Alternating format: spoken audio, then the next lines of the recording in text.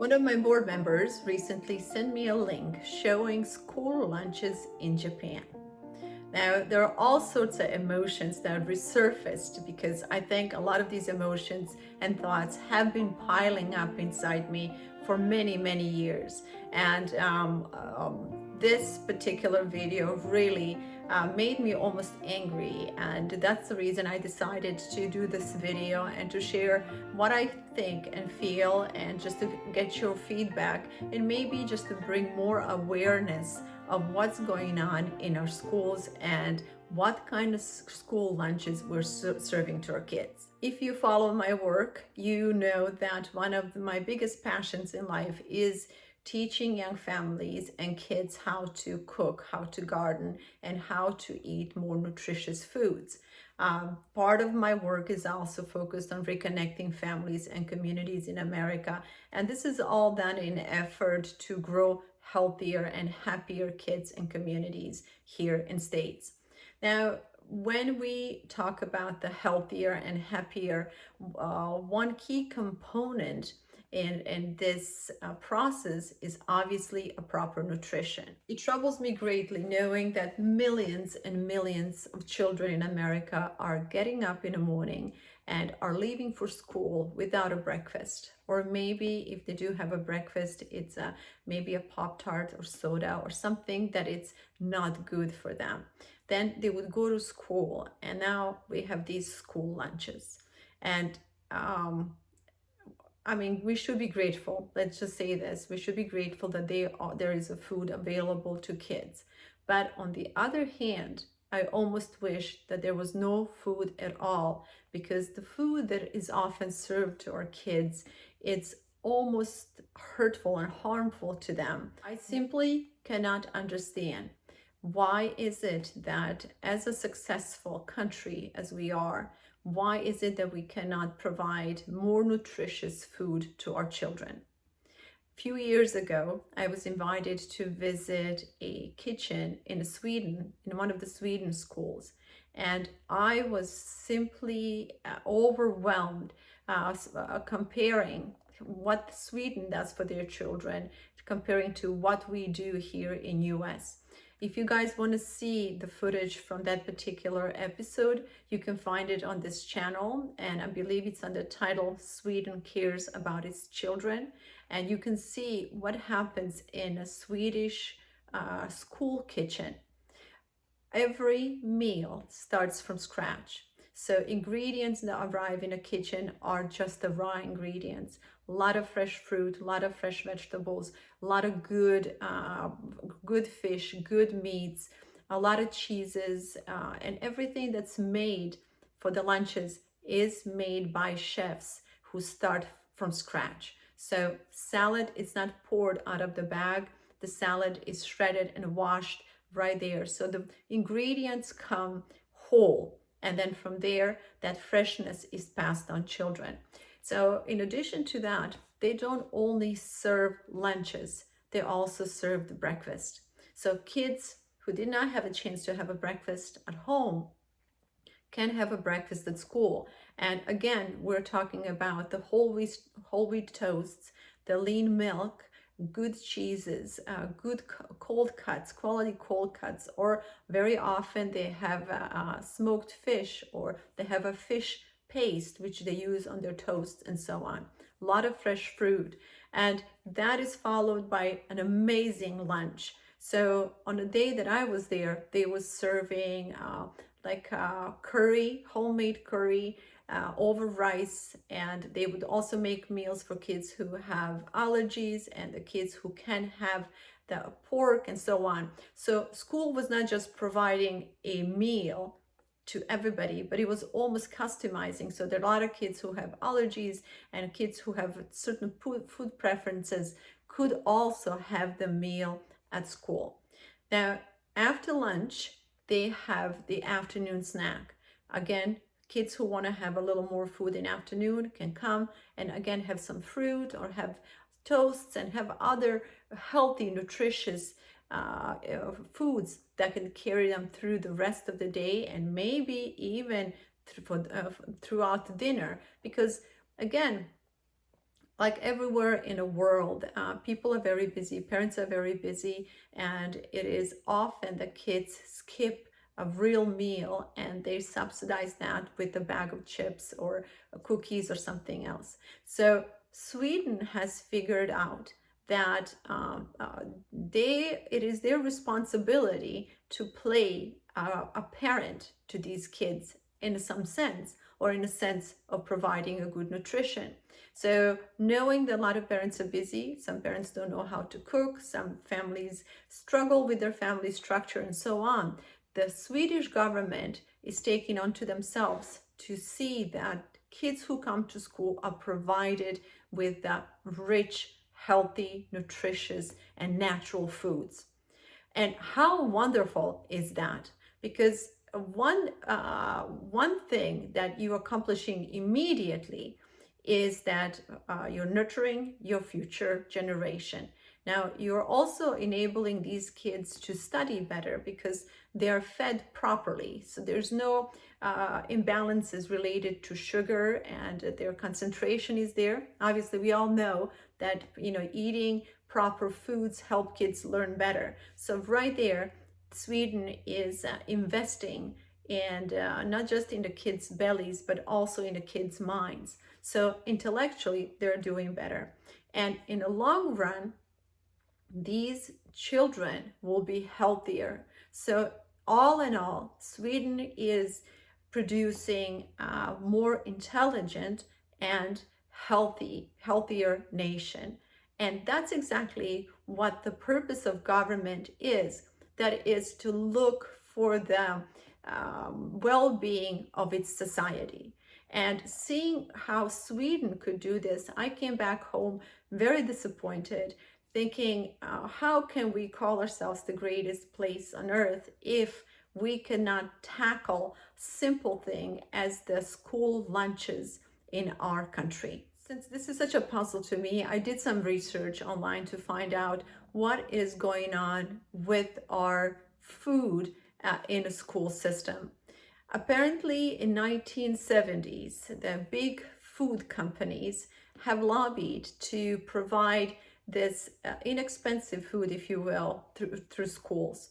So I don't know if this is the case, but the only way that I can process this in my mind is that there is a lot of big business happening behind the school lunches, from big food growers, big companies who produce this food, then big companies who process it, and then big companies who distribute this to school system in America.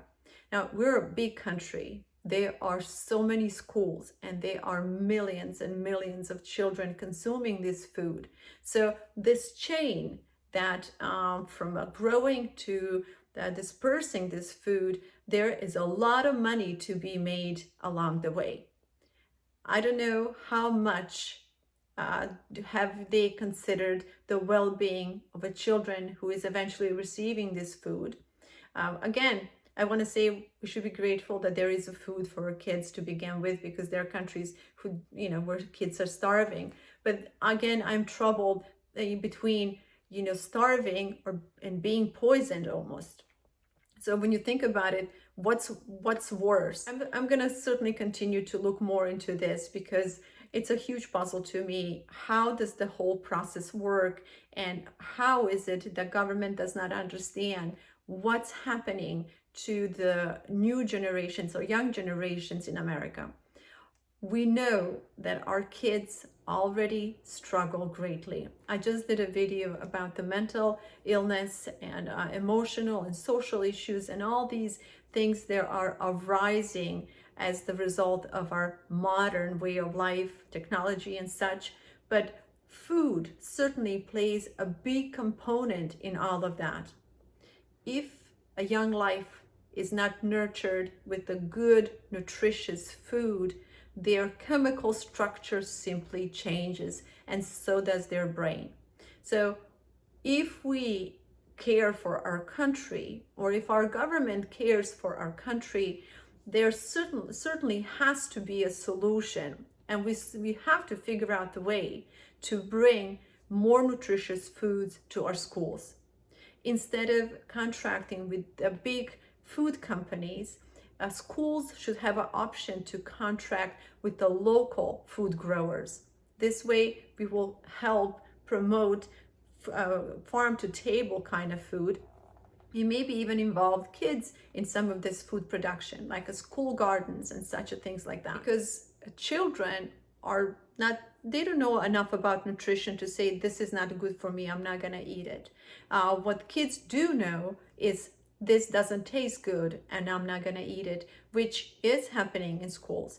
My son would come from school and say, Mom, you won't believe how much food is being thrown away and wasted. It's sinful how much food ends up in garbage. So whatever is not filtered through our kids' livers and kidneys and their bodies, then it goes to garbage. And I cannot accept this. There's something about this whole process that's wrong. We're hurting, everybody's being hurt, from the environment to our children, to their health, to the future of all of us and our country. So none of this makes sense except the pockets of people who trade in between the food in this process. So the interest of individual corporations cannot come before the interest of our future generations. And with that said, something has to change. One of the first things, and the things that we can do immediately, is to make sure that your kids have a healthy breakfast in the morning. You pack a lunch, and if possible, have the homemade dinner when they come from school. I know this is a challenge for a lot of parents, but for all of you who can do that, take it seriously, because your kids' health is the most important thing in this world. More so than all their academic or sports accomplishments, more important than college they're gonna go to, more important than anything, because health and well-being comes first. So as a parents, we need to take a responsibility for that, and in hope that eventually our government will recognize the importance of that as well, and that eventually our government will make the changes too. But for that to happen, we all need to get involved. And I would highly, highly encourage anybody who's listening this video, who has a background in a law, or people who know more about how the school system work, and people who have time and have a drive to get involved, to demand from their local school system that food changes. I think as parents and as a nation, if we all come from different sides or different places of this country, we could accomplish a lot. And this would not be a small accomplishment, because in every video I do, I continue to stress the importance of a healthy human being.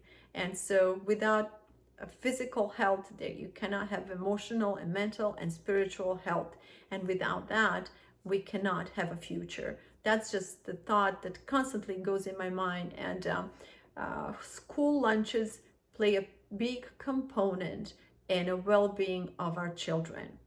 A lot of families in America are overwhelmed, busy. Some don't have the funds for food. I mean, there's all kinds of things happening in our families here. So the government, just like in Sweden, should step in and to make sure that every student who comes to be educated, it's also properly nourished, and that it has enough nutrition to carry them through the day, no matter what happens at home. And it's hard to accept that in this whole process of big food companies filtering all that through our children and making them sicker, now they're going to be passed on to the big pharma. So on the one hand, we have the big food corporations who are making a lot of money, and we have a big pharma who will be making a lot of money. And in the middle of that, we have a sick nation. And this is simply unacceptable. I like to believe that in the next 5 or to 10 years, we can make a big changes when it comes to school lunches in America. I know that everybody understands the importance of good nutrition, and that is particularly emphasized with the young people and the young growing lives. So with that said, one of the simplest things that you can do right now is to make sure your kid gets a nutritious breakfast, that you pack a healthy lunch, and if possible, that you receive your child from school with a good homemade dinner. For rest of you who are in position to reach out to your legislators, your representatives, the school system, and the governing part, I would encourage you to do so, because it's not gonna nothing's gonna change if people don't demand change. So your voice matters and your actions matter, because I always tell my kids, whatever's going wrong with your country is the reflection of you. So poor school lunches in America are just a reflection of us accepting that and saying that's okay. So now it's time to step up and say, no, that's no longer okay. We need better lunches, and we cannot expect government to solve this problem for us alone. We have to participate in it, and we need to be part of the change for better.